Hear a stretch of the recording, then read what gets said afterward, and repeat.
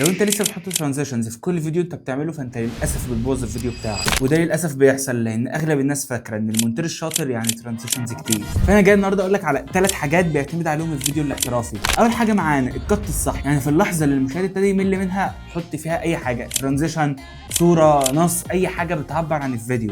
تاني حاجه هي الصوت والساوند ديزاين، ودي حاجه مهمه جدا. لازم الفيديو بتاعك ما يخلاش من اي ساوند افكت. ساوند افكت على اي حاجه، لو ترانزيشن، لو ظهرت كابشن مهم، لو ظهرت مثلا صوره، نص، اي حاجه لازم تحط عليها ساوند افكت. وبرده الميوزك لازم تحط ميوزك برده مناسبه مع رتم الفيديو بتاعك. ثالث واخر حاجه معانا هي الترانزيشن، لازم تحط ترانزيشن بسيط، حركه كاميرا بسيطه، زوم لطيف، وده احسن من لو عملت 20 زوم في الفيديو بتاعك مالهمش اي لازمه.